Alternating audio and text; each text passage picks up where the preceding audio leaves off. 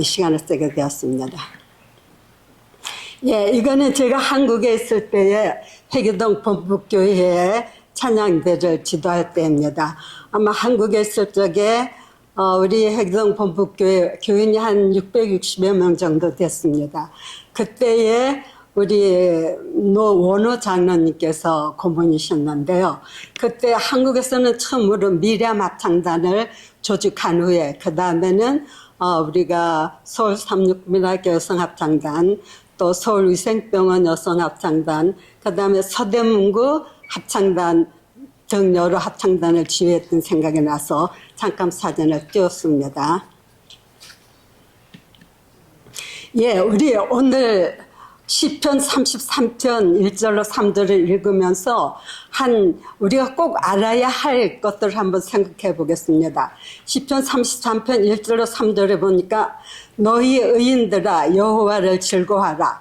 찬송은 누구에 마땅히 할 바라고요? 네, 정직한 자에 마땅히 할 바로다. 수금으로 여호와 앞에 감사하고 10줄 비파로 찬송할지어다. 새 노래로 그를 노래하며 즐거운 소리로 어떻게 한다고요? 예, 공교히 연주할지어다. 오늘 이 공교히 연주하는 것에 대해서 제가 또 좀 생각을 하려고 합니다. 마틴 루터 목사님입니다. 찬송은 곡조 붙은 기도요, 신앙 고백이요, 감사요, 간증이요, 설교와 같다고 그랬죠. 마귀는 하나님 말씀 못지않게 찬송 소리에도 쫓겨난다고 그랬습니다. 존 칼빈 목사님이죠. 역시 음악은 하나님이 주신 선물이라고 그렇게 얘기를 했습니다. 예, 우리가 오늘 생각할 점들은요, 먼저 시편 33편 3절에 있는 말씀, 공교히 즐거운 소리로 하는 것을 좀 여러분하고 생각하고요. 그 다음에 묵상, 임예성입니다. 묵상과 임예성은 어떤 의미를 가지고 있는지 좀 공부를 하고요. 그 다음에 온 땅, 회중이, 여러분들 우리 전부 다 이렇게 앉아서 회중이 저 찬송을 드리는데 회중. 그 다음에는 우리 여인의 신의 권면에서 좀 말씀을 드리겠습니다. 시간을 제가 보니까는 한 20분 정도 되는 것 같아요. 그래서 그 안에서 준비를 해보았습니다. 즐거운 소리는 찬양하는 사람의 정열적인 마음, 자세를 뜻하고, 그 다음에 공교히는 자신이 소유하고 있는 재주를 다해서 솜씨 있게 악기를 연주하라는 의미입니다. 그 다음에 여러분들 공교히는 어떤 뜻을 가지고 있어요? 숙련된 특별히 기술을 이해하게 하는 것이죠. 우리 영어의 디자인이나 스크립트가 같이 솜씨 있게 잘 연주하라는 것입니다. 이렇게 솜씨 있게 잘 연주하려면 어떻게 해야 돼요? 예, 연습이 필요해요. 또 배움이 필요해요. 훈련이 필요합니다. 그렇게 해서 우리가 재주를 다해 숙련된 솜씨로 여호와를 찬양하라는 것입니다. 예, 교회 증언 4권 71페이지에 보면요, 음악은 선을 위하여 큰 능력이 될 수 있다. 그러나 우리들은 예배의 이 분야에 있어서 최선을 다하지 못한다 그랬어요. 왜냐하면 예배와 찬송은 불가분의 관계를 가지고 있죠. 일반적으로 노래 부르는 자들이 충동적이거나 특별한 방법으로 부르기도 하고, 또 어떤 경우에는 노래 부르는 자들을 우물쭈물하게 하는 그들은 내버려 둠으로 그 음악이 예배에 참석한 회중에게 정당한 감화를 주지 못한다고 그랬습니다. 그 다음에 우리 교회의 찬송은 예배와 불가분의 관계가 있죠. 예, 교회 찬송 예배 불가분의 관계가 있습니다. 그래서 우리는 이 아름다운 예배, 정말 하나님께 간합할 수 있는 예배, 그러한 예배는 어떠한 예배일까? 질서의 예배입니다. 우리가 예배 드릴 때 하나님께서는 질서와 정돈을 좋아하시는 하나님이시죠. 그래서 질서 있는 예배입니다. 또 우리가 교회에 예배와 찬양에 있어서 우리가 생각할 점들이 좀 있어요. 생각할 점들이 있는데 어때요? 가사, 시가 아주 중요하죠. 박자, 음정, 감성, 영성, 그렇게 해서 열성으로 불러야 됩니다. 이 사람 한 박자 빨리 부르고 저 사람 한 박자 느리게 부르고 이 사람 이 가사 부르고 저 사람 저 가사 부르고 그렇게 하면 생각하시길 바랍니다. 그래서 음악에는 아름다움이 있어야 돼요. 그 다음에 감동과 능력이 있어야 됩니다. 능력이 없는 찬양은 찬양이 안 되는 것입니다. 저는 그 비엔나 소년 합창단 소리를 굉장히 좋아합니다. 여러분들도 많이 들으시죠? 이 비엔나 소년 합창단이요, 창단된 지가 526년이 됐어요. 1498년에 오스트리아의 왕에 의해서 여기 그 합창단이 창단되었는데요. 이 합창단의 일원이 되려면 아주 수년 동안 노력하고 거기에 또 시험을 쳐야 돼요. 시험을 쳐서 합격을 해도 2, 4년 동안 합숙 훈련하면서 먹는 거, 입는 거, 운동, 노래, 연주도. 그래서 모든 것이 노력과 훈련을 거듭해서 그렇게 천성의 노래를 부르게 됩니다. 저는 요번에 아주 굉장히 프라우드해요. 이 비엔나 합창단이에요. 그 비엔나 합창단의 지휘자는 아시아계 사람이 520년 동안에 아시아계 지휘자가 한 번도 없었어요. 한 번도 없었는데 이번에 한국 사람이 처음으로 지휘자가 되었습니다. 근데 그것도 여자예요. 김미숙이라고요. 여자인데 키는 안 적지만 얼마나 잘하는지 몰라요. 또 제가 이번에 또 하나 되는 건 정영은 여러분들 다 알죠. 이 정영은 또 라스칼라이트 컵 돼가지고 또 거기 지휘자가 됐어요. 이렇게 우리 한국의 음악이 굉장히 세계적으로 수준 높아요. 더군다나 한국 교회 음악은 상당히 수준이 높습니다. 장감리 교회요. 왜 그런가 하면은 일반 교회에서는 음악 목사가 다 있어요.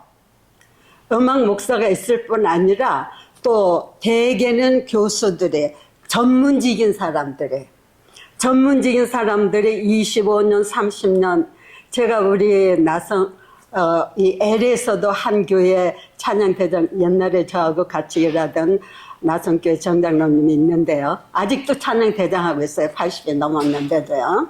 근데 우리가 정말 좀 본받아야 할 점이에요.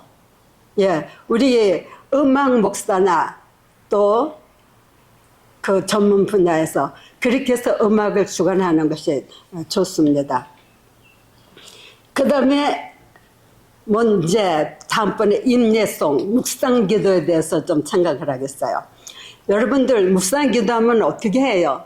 그냥 올라와서 잠시 형식적으로 눈 감고 마는 거예요? 묵상기도. 사실은 묵상기도하면 임예송입니다. 어떻게 해요? 예배의 초청이에요.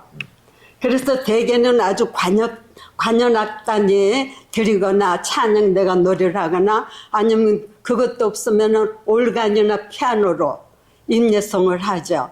근데 여기 뭐라 그랬어요? 묵상, 임예송은 모든 예배자가 지금 예배가 시작되니까 조용히 해주세요 하는 겁니다. 우리가 좀 알면 좋죠. 그 다음에 하박국 2장 20절에 뭐라 그러는 게 아니라 오직 여호와는 그 성전에 계시니 온 천하는 그 앞에서 잠잠할지니라 그랬어요. 그 다음에 두 번째는 어떻게 해요? 주님이 예배에 임하시니 주님 앞에서 잠잠하십시오 하는 겁니다. 우리가 이 묵상은 예배로의 초청이에요. 그리고 이 예배는 주님이 항상 임재하십니다. 주님이 항상 임재하셔서 주님이 계시는 것입니다. 그렇기 때문에 스가랴 2장 12절에 뭐라 그래요? 여호와 앞에서 잠잠할 것은 여호와께서 그 성소에서 일어나심이니라 하고 말씀하셨습니다.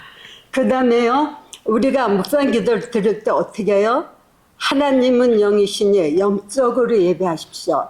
즉 묵상기도를 드릴 때 내 마음에 성령이 함께해 주시기를 우리가 바라는 겁니다. 여기 뭐라 그랬어요? 요한복음 4장 24절이요. 하나님은 영이시니 예배하는 자는 신령과 진정으로 예배할지니라. 신령과 진정으로 예배하라고 그렇게 말씀을 하셨습니다. 예, 교회 증언 6권 362페이지에 보면요, 우리가 하나님께 경배하기 위해 함께 모임으로 누리게 될 축복을 100분의 1이라도 얻지 못한다. 우리가 이렇게 함께 모여서 드리는 축복에 어떻게 해요? 100분의 1도 못 얻는다고 그랬어요. 왜냐하면 우리는 지각 있는 사람들입니다. 우리의 지각 있는 기능들을 예민하게 할 필요가 있다. 교회의 사명은 어떻게 해요? 하나님께 최고의 존귀를 드리는 것이다. 그것은 성직자가 드리는 끊임없는 찬양으로 가능하다고. 이 끊임없는 찬양으로 가능하다고 그랬습니다. 예, 우리가 예배의 뜻이 뭐예요? 예배의 뜻이 뭐죠? 예배의 뜻이 뭐예요? 최상의 가치가 있는, 월십은 최상의 가치예요. 예배의 뜻, 최상의 가치가 있는 것으로 누구에게요? 누구에게요? 하나님께 어떻게 하라고요? 존경과 경배를 하는 것을 말합니다. 시편 96편 8절 9절에요. 여호와의 이름에 합당한 찬양을 드리는 것입니다. 그 다음에 뭐라고 그랬어요? 아름답고 거룩한 것으로 여호와를 경배하시니라. 아름답고 거룩. 그 다음에 시편 147편 1절은 뭐라고 그랬어요?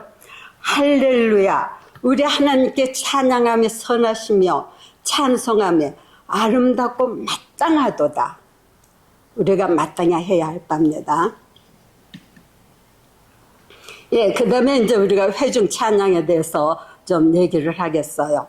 여기 뭐라고 그랬어요? 새 노래로 여호와께 노래하라. 온 땅이여.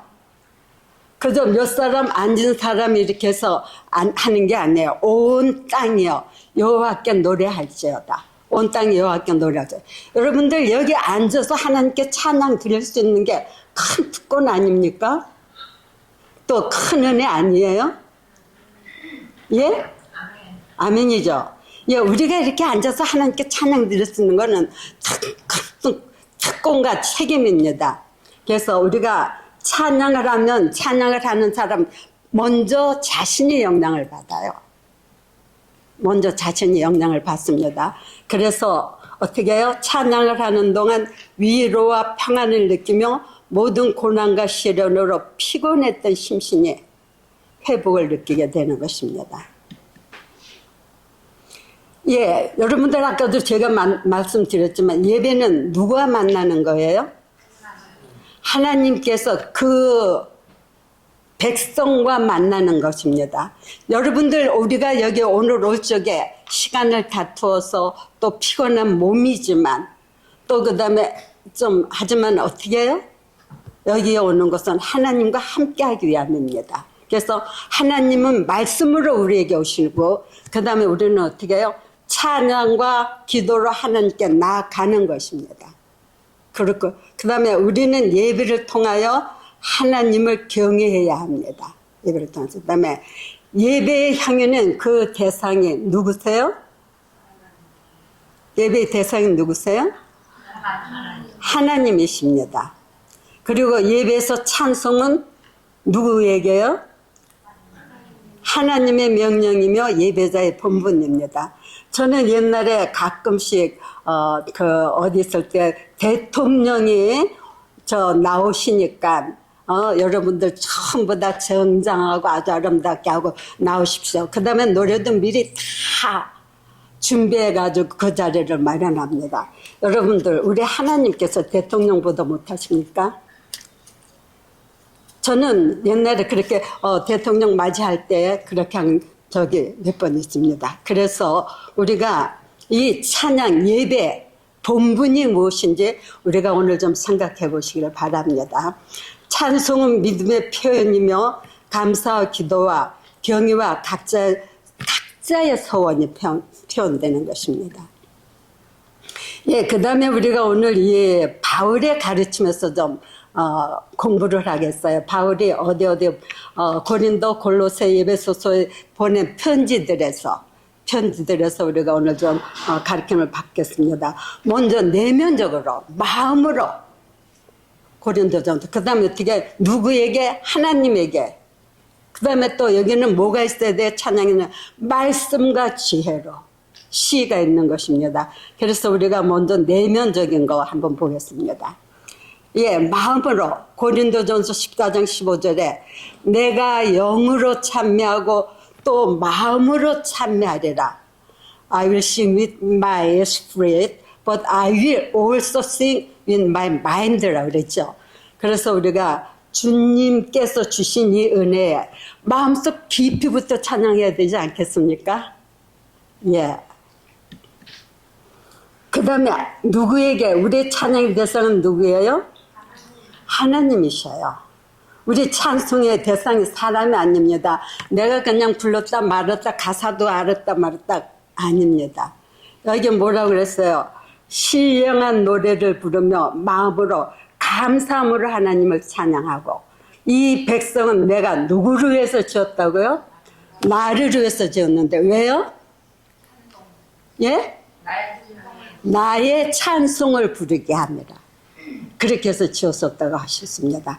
우리가 찬양은 하나님을 향한 것이라는 거 잊지 마시길 바랍니다. 저는 말을 잘 못해요. 솔직히 말을 잘 못하는데요. 또 우리 인간이 부족함이 많지요. 이것도 제가 며칠을 준비를 했습니다. 제가 부족함이 많더라도 하나님을 향한 우리의 찬양은 기도가 된다는 것입니다. 그 다음에 세 번째 뭐예요? 말씀과 지혜로 마음을 함께 모아야 합니다. 여러분들 말씀이 없는 찬양, 우리 말씀이 없는 찬양이 많아요. 좋지 않은 복음성 같은 단어 하나 가지고 끝까지 부르는 데도 많이 있습니다. 끝까지 부르는. 그런데 말씀과 지혜로 마음을 모으라 그랬어요. 골로새 3장 16절에요. 그리스도의 말씀이 너희 속에 풍성히 거하며 모든 지혜로 피차 가리키며 시와 찬미와.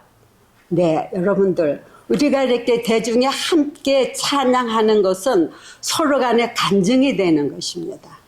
서로 간에 간증이 되시고, 또 성도들 간에 이렇게 신령한 노래를 함께 부를 때 어떻게 해요? 마음을 모으며 진리를 하나님께 보내는 것입니다.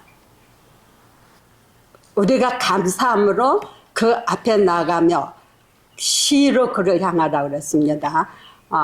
그 다음에 이제 예언의 신의 권면에서 좀 살펴보겠습니다. 예언의 신의 권면에서 복음 사역자에게 사역자 357쪽에 볼 것 같으면 찬미의 참뜻을 이해하고 우러나는 심정으로 노래 부를 때에 하늘 음악가들도 그 곡조에 맞추어 감사의 찬송을 함께 부른다고 했습니다. 여러분들 우리가 여기서 찬미 부를 때 우리만 부르는 게 아니에요. 그 다음에 교회 증언 6권에 볼 것 같으면요, 빈약한 찬송을 하나님께서는 슬퍼하신다고 그랬어요.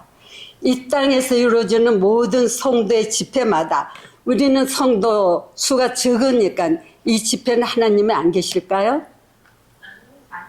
예, 모든 집회마다 하나님의 천사가 함께 한다고 그랬어요. 함께하며 우리의 간증과 노래와 기도를 듣는다고 그러셨어요. 그래서 우리의 찬양에 하늘 천사들의 찬양대가 가세하고 있음을, 항상 함께하고 있음을 기억하라고 말씀하십니다.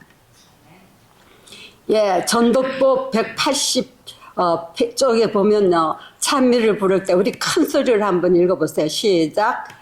단 한 번이라도 비애와 슬픔으로 노래하지 말고 장성국으로 부르지 않도록 하라. 예, 여러분 우리가 제 박자에 맞춰도 부족한데 얼마나 느리게 부르는지 좀 제가 자꾸 여러분들에게 말씀드리는 것은 좀 들으세요. 들으시면 알 수가 있습니다. 그래서 장송국으로, 이거는 또 교회에 보내는 권면에도 그런 말씀이 있어요. 너무 느리게 부름으로 교회 보내는 권면에 장송국으로 부르지 않도록 하라고 그랬습니다. 예, 여러분들 우리의 신앙생활이 어떤 거예요? 우리의 신앙생활은 정말 우울과 슬픔의 생활이 아니고요. 신앙생활은 평안과 기쁨의 생활이기 때문입니다. 그래서 그러면 우리가 감사한 마음으로 밝은 표정으로 기쁨으로 참여해야 하는 것입니다. 예, 저는 이 말씀을 아주 좋아합니다. 이사야 선지자가 뭐라고 얘기를 했어요? 하늘 보좌를 볼 때 서로 화창하며 거룩하다, 거룩하다, 거룩하다. 만군의 여호와여, 그 영광이 온 땅에 충만하도다. 이같이 창화하는 자의 소리를 인하여 문지방에, 뭐가요? 문지방이 어떻게 한다고요? 요동하였다고 했어요. 우리 여러분들, 제가 꼭 여러분들에게 부탁드리고 싶은 것은 정말 이 콜통 교회가 아주 그냥 요동하도록 함께 찬송하기를 바라면서 말씀 마치겠습니다.